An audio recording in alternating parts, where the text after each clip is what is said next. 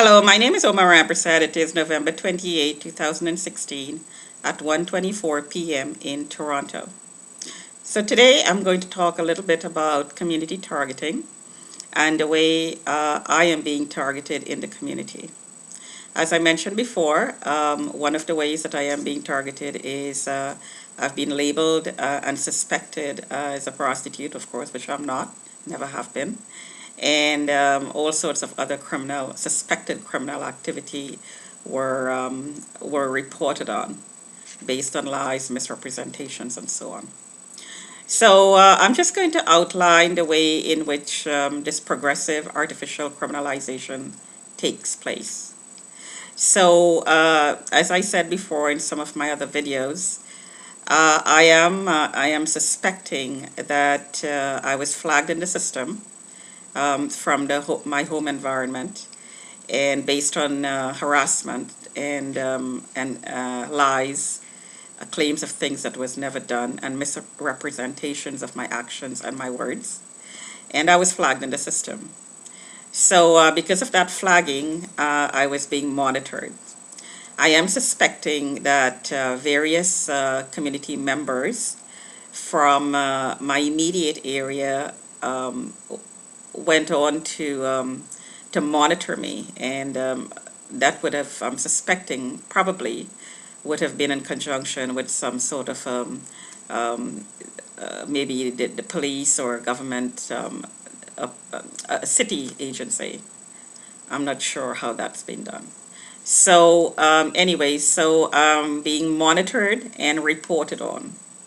So I believe that the community has set up a system whereby one person is designated to receive feedback from the community and to report and to do the final report that would be submitted to this body, this agency.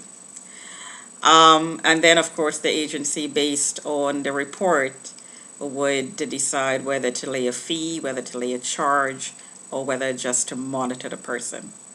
Keep in mind, as a target, the goal is to artificially criminalize or to have the person mentally committed. So a target is never elevated, is never complimented, is never supported. They're not supposed to grow. They're supposed to be destroyed. That's, after all, the definition of a target. So there's always going to be a negative report. And since the intention is to criminalize, it comes down to, I suspect, a conspiracy to criminalize. So, and just a setup, the whole setup is supportive of that process to criminalize because, as I mentioned, there is one monitor, and that monitor changes hands depending on where I work, where I live, where I play, where I go to the gym, and so on. So, so you're handed over from monitor to monitor. Um, Now, as to how, excuse me, as to how that monitor takes on the responsibility legally, I'm not quite sure how that's done. I'd imagine they'd have to go to the city and do some sort of paperwork. So there's going to be documentation as to who's doing the reporting and who's doing the monitoring. I have never been told of this process. It's never been disclosed to me. I am aware that I am being monitored and surveilled, and since I'm not being told that I am being surveilled, of course it's illegal surveillance and terrorization because it sets me up to be stalked and cyber stalked and harassed. Anyway, so you can well imagine that if any member of the community can go to an agency, whatever, wherever that agency is, and take on monitoring and reporting responsibility, you can well imagine the types of people who would go on to do this. Keep in mind that I'm being monitored as a suspected prostitute. So, women haters, out and out criminals, people in the human trafficking area, criminal activity, pimps, people of cultural backgrounds that want to degrade women. It's part of their culture, where they see women as submissive and so on. they would go ahead and take on that responsibility in order to provide quote unquote information, which is really misinformation, to degrade this woman. It's a hate crime, I believe. It is a result of women hating. It's a hate crime. I think the whole targeting program that's geared towards women is based on hate of women, and it seems to be the general thrust of um, um,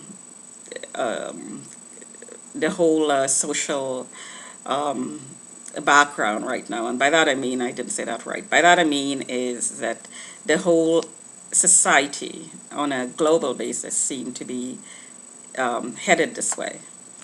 Women are being degraded and dehumanized and objectified and so on. So I think this is just a part of that. So I'm trying not to take it personally, but it's hard not to because I think it's part of a bigger picture. Anyway, so just to come down to the level at which I'm experiencing it, this sort of targeting. So then the reports, as I was saying, is submitted. And then these reports, if it's submitted to the police, well, of course, the police's job is to look through the report and see if there's anything of concern and act on it. So there may be investigations, there may be monitoring by the police. And if that information, the report is then in the public arena, which it is because it's based on feedback from the public, then of course you're going to be monitored by anyone and everyone everywhere you go because if you're being portrayed as a prostitute and people are saying things like, well, she had sex with me in a car and there was these acts that was done in a car and she's always looking to pick up men anywhere she goes. Well, of course, people are going to come out and take a look at this woman who's supposed to be this big criminal figure who's walking around and trying to pick up men anywhere she goes. It's downright funny, but anyways, because I'm sitting here talking about it, obviously I'm not doing it. But it's not funny because it is putting my life in danger. I've been harassed, I've been called names everywhere I go on a frequent basis because then I'm known. And part of the campaign, of course, is to let the public know that this person is supposed to be, this huge criminal, and this is what we have on her, and this is the file, and keep an eye on her. And we don't, and try not to have her around if you can help it. Try to discourage her from coming to your place of business or your home or whatever.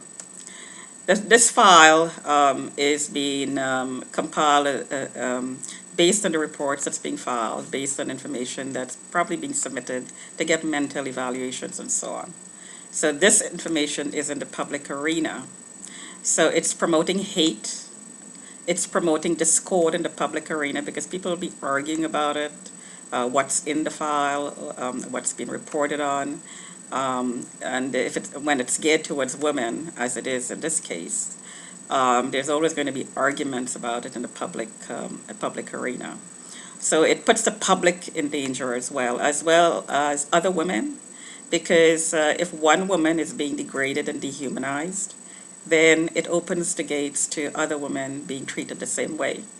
So it takes on a whole different level. It goes to a whole different level, the harassment campaign towards other women as well.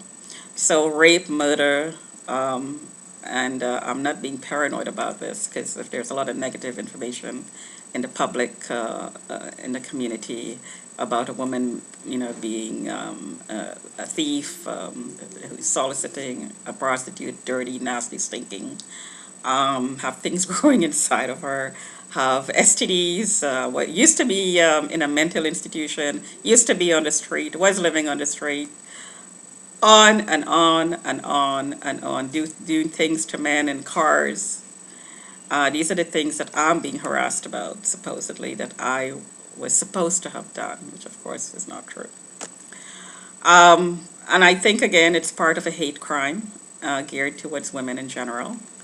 and it should stop. If any government agency, board, tribunal, court is receiving this information about one person consistently on a yearly, um, year over year over year, over and over and over and over again, the question should be asked: why? Why is this person being targeted? And why are men of certain cultural background, who, for instance, as an example, believes that women belongs in the home and like living under Sharia law. Why would men of these cultural backgrounds volunteer to go to whatever agency, take on the monitoring responsibility, and pass on that from person to person to person? Criminal activity, right? Possibly. And a part of that criminal activity is illegal surveillance, as I mentioned. The surveillance, I do suspect, is extending inside my home. So private information is being made public, and you're being harassed for things that supposedly you have done inside your home. So it's equivalent of verbal stoning, which is carried out, of course, in the Muslim world. So a public stoning of a woman who did certain things.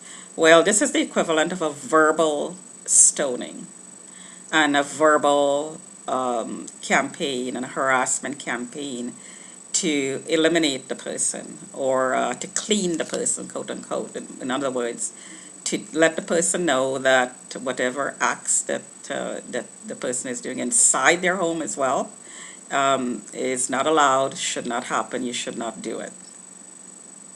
Is it a form of Sharia law being practiced, especially when a lot of Muslim men are taking on these reporting duties?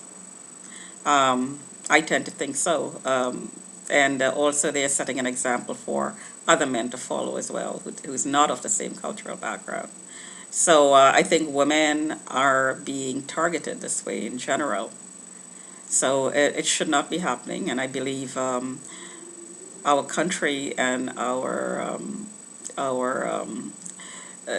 authorities that is responsible for keeping the peace in our country should be more aware of this, and because it's running in parallel with some of the things that I read about that's happening in Europe, with the European community as well. Talk to you another time.